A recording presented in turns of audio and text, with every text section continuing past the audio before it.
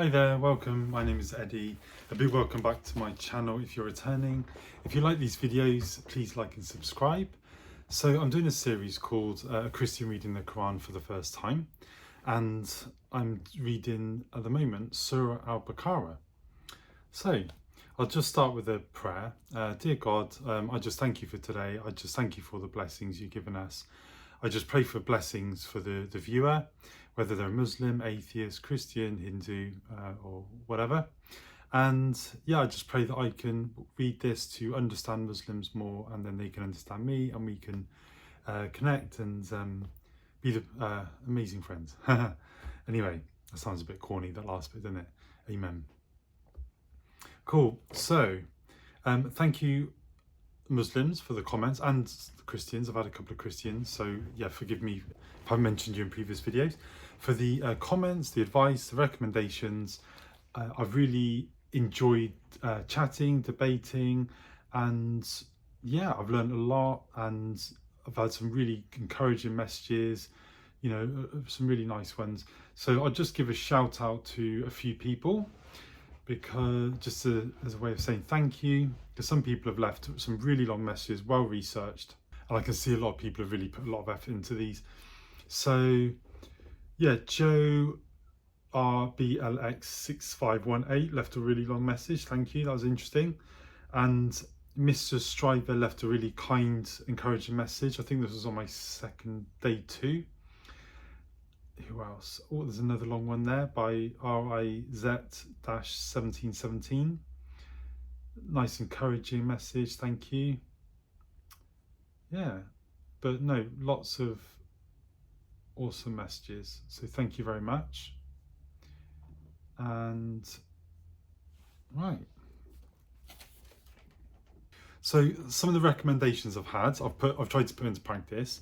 For example, I tried to read this really in-depth tafsir. I'm going to leave for later time if I need to go into more detail. So I'm sticking with my Sahil International and my ChatGPT, but ChatGPT has been, I've asked it to look up reputable tafsir, so I've actually got a name for one this time, which I'll tell you in a minute. So I'm filming these like a week or two prior to releasing. This is being filmed on the 31st of July. So if there's any questions you've asked or I've asked and you've answered, and then you're wondering why I'm still asking it again in 2 weeks' time, it's because of the delay. Apologies. And I just want to say my worldview is Western and Christian, and apologies in advance if I say something culturally inappropriate. I don't mean to offend anyone or upset anyone. I'm trying my best to be open-minded, but obviously it's difficult when I'm from a Christian Western background, and I'm trying, yeah, open-minded. However, despite all the love and everything I'm getting from people, I'm not open to converting. I just want to be totally transparent with that, so that there's no one thinking I'm misleading them in any way.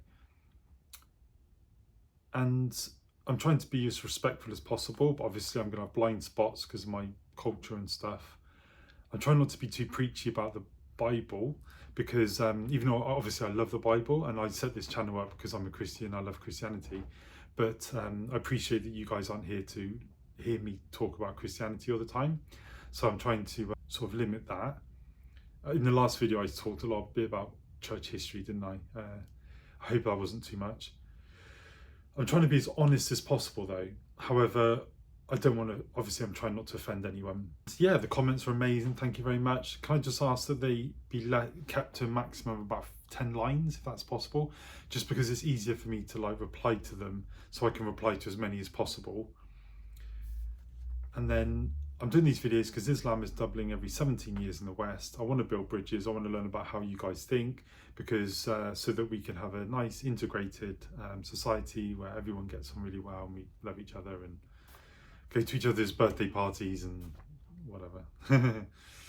And also, but just for transparency, this is a Christian channel, and I've written in my bio that obviously I would love people to come to faith. So I'm not going to pretend that I don't want people to come to faith. Obviously I do, but that was not my main intention when I started doing these videos. But I just want to be 100% transparent. So yeah, I've been reading Surah Al-Baqarah. It's the longest chapter in the Quran for the Sahil International, which was translated by three American ladies in the 90s. And apparently it's commonly given out by Dawah teams because it's in modern English and quite easy to understand. And yeah, there's been a lot of wisdom in here. There's been a lot of good advice. There's been a lot of caring for the poor and the travellers and the elderly and family and stuff. And yeah, parents, and on fasting. There's been advice about marriage. There's been a lot about apostasy and rejecting Islam, and about how Allah looks after those who follow Islam. So yeah, it's very interesting, and I've enjoyed reading it so far. So Surah Al-Baqarah is the cow, which I think is quite a cool name for a chapter, to be honest. And yeah, it's the longest chapter, covering themes like faith, law, guidance, morality. Begins describing the righteous and warning disbelievers. The surah recounts the history of the Israelites, their disobedience and God's mercy. It introduces core beliefs, monotheism, prayer, charity, the afterlife, and sets legal guidelines for fasting, marriage, finance, justice, and worship. The name cow comes from a story about a sacrificed cow that reveals deeper lessons on obedience. The overall surah calls for submission to God, sincerity in faith, and living righteously in both individual and social life. So the surah, the cow story is in, I think, around 60, isn't it? Verse 60. I'm just going to put that light down a bit. So I've just turned that light down a bit because it was a bit bright. I haven't got, obviously, a very professional setup yet. I've seen how I've been doing these videos for ages, but I just haven't forked out for, it's quite expensive, all this stuff, you know. And anyway, where am I? So yeah, I got to verse 260, and so I've asked ChatGPT, I said, please do a summary of less than 80 words per verse from a reputable, I put taster, I meant tafsir, and name it please, because it didn't tell me the name the last time. Well, it did, but underneath, it's just started raining. Of verses 260 to 270, please do not leave out any verses, because the previous one it left out a couple of verses. It's done that before. I've even called out ChatGPT for being lazy, because yeah, in a previous video you hear me complaining about it missing verses. So below is a reputable tafsir based plain English summary of Surah Al-Baqarah, verse 260 to 270, with each verse summarised in under 80 words. I've relied on trusted sources such as Tafsir Ibn Kathir, Kathir, Tafhim al-Quran, in brackets Mududi, and then lightening commentary for clarity and accuracy. Citations follow each summary. Awesome. Thank you, ChatGPT, if you're listening. Let's get into it. Verse 260. And mention when Abraham said, "My Lord, show me how you give life to the dead." In brackets, Allah said, "Have you not believed?" He said, "Yes, but I ask only that my heart may be satisfied." Allah said, "Take 4 birds and commit them to yourself." In the footnotes, 107, train them to come to you on command. Then after slaughtering them, put them on each hill, a portion of them, and call them, and they will come flying to you in haste. And know that Allah is exalted in might and wise. Okay, so Prophet Abraham asked Allah to show him how he raises the dead. He already believes but wants reassurance. Allah instructs him to take 4 birds, dismember them, scatter the pieces on hills, and call them back. They come back running, not flying. So Abraham sees life return to bones. The divine sign comforts his heart and demonstrates resurrection by God's wise might. Show me how you give life to the dead.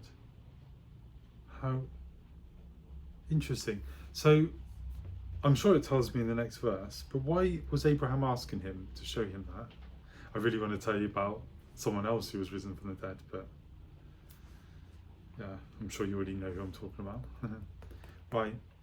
Okay, 261. The example of those who spend their wealth in a way of Allah is like a seed of grain which grows 7 spikes. In each spike is 100 grains, and Allah multiplies his reward for whom he wills, and Allah is all-encompassing and knowing.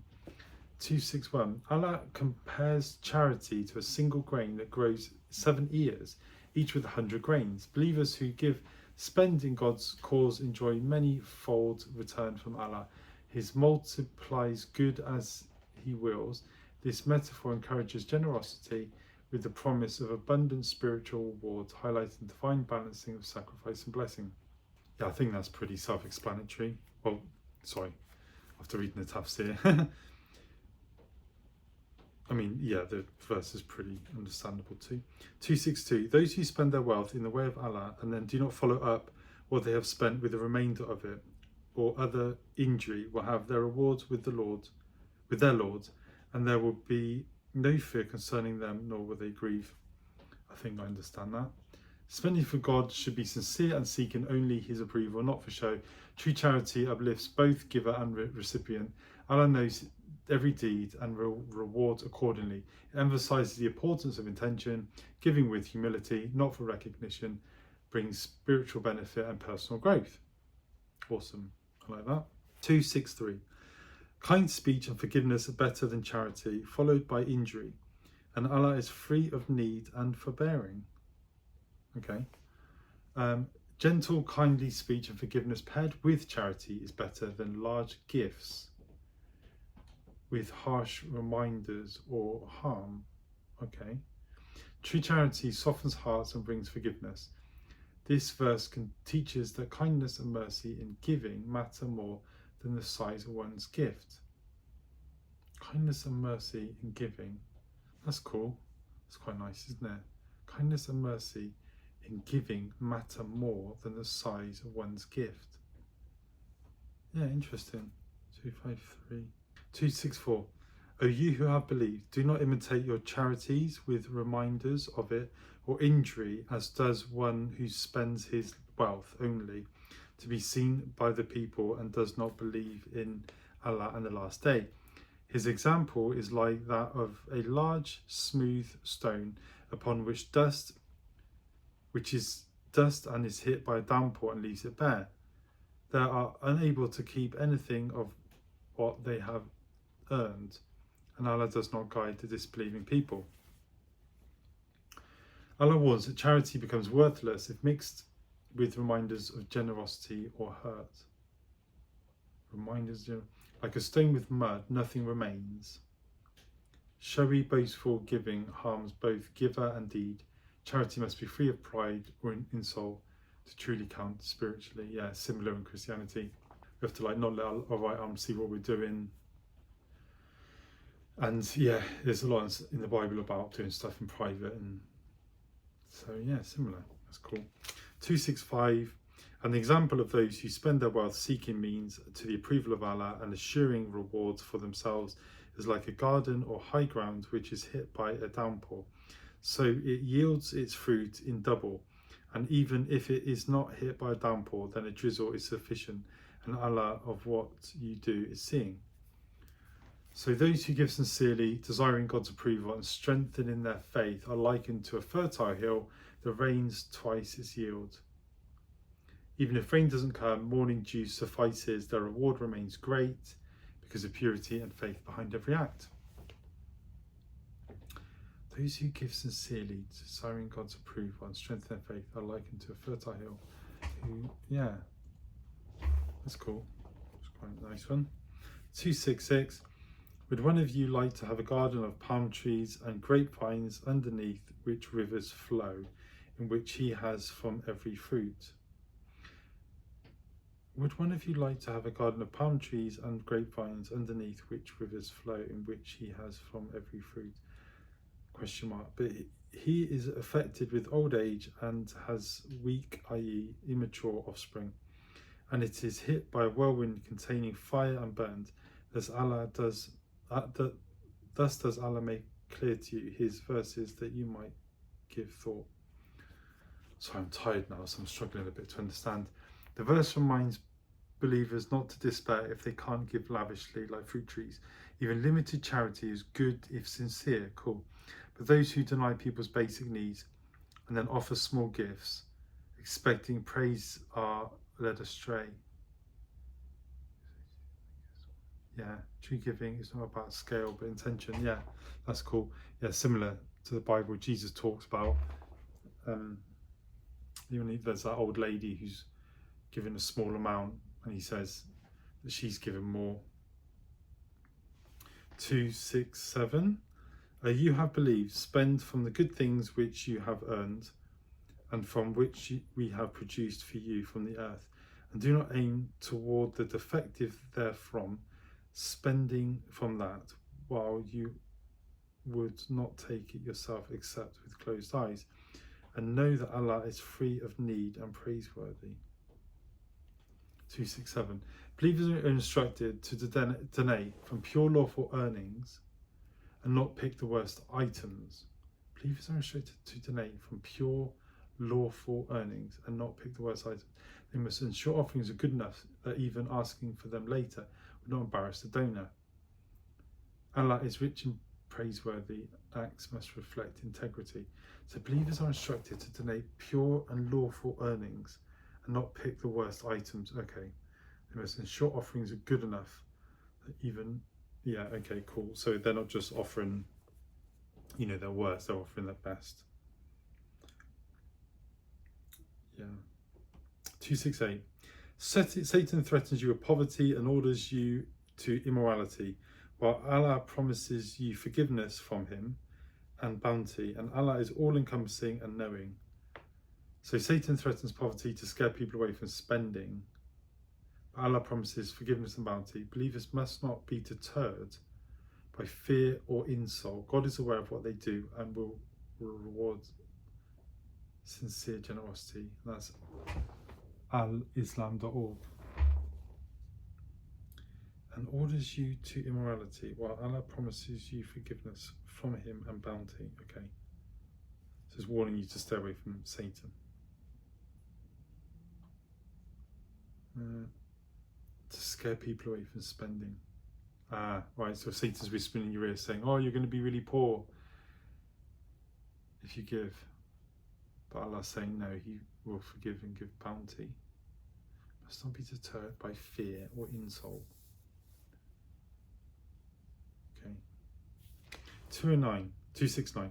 He gives wisdom, footnotes, the knowledge and understanding of the religion of the Quran. He gives wisdom to whom he wills, and whoever has been given wisdom has certainly been given much good, and none will remember except those of understanding. Allah grants wisdom generously to those he pleases. Whoever is given wisdom has indeed been granted much good. Wise people are guided to truth, and they understand divine purpose. People are guided to truth, and they understand divine purpose. They grant much. Allah grants wisdom to whoever is given wisdom has indeed been granted much good. Cool. Okay. Sorry, I'm just struggling, so I'm so tired. Last verse of this page. And whatever you spend of expenditures or make of vows, indeed Allah knows it, and for the wrongdoers there are no helpers. Whatever charity you give or vow you make, Allah knows. Or if you suppress it or give equally to the needy, that may be even better. But all deeds are recorded, and wrongdoers have no helpers. Hidden kindness gains greater reward, and God sees everything. Yeah, that's cool. So yeah, that's a really nice. There's quite a good couple of pages, isn't there? So a lot about giving, and being sincere and even with integrity, having the right attitude, giving your best. Not doing it publicly to show off, but doing it ideally privately, and ideally giving it to poor people. Yeah, similar to, sorry to keep talking about Christianity, but similar to Christianity, that's what we're told to do, and we do. And then I go down Speaker's Corner, and the atheists are bagging out Christianity, and I'm like, hang on, you have no idea. You don't know anything about our scriptures. You don't know anything about how we live or what we do and what we think. So yeah, lots about charity, doing the right thing. Yeah, no, that was pretty cool, to be honest. Yeah, Oops, I was looking at the wrong page. There's a couple of cool stories.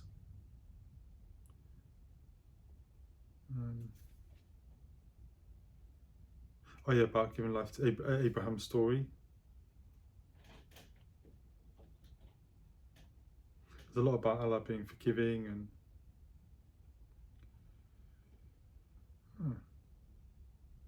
mentioned the last day again. Oh, the smooth stone one. Yeah, interesting. So there's a lot there about giving, which I thought was very interesting. And yeah, thank you very much. So I'm on page 42 now. So yeah, tomorrow's 271 to 282. Oh god, 282 looks long. And then there's half a page. And then I'll be having a break, so I'm studying again, but I'll be releasing loads of videos on atheism. And yeah, later on down the line after that, probably I'll do another book in here. But no, so far I've been impressed. Yeah, there's a lot of wisdom and kindness. So cool. Anyway, thank you very much. God bless you. Hopefully see you tomorrow. Bye.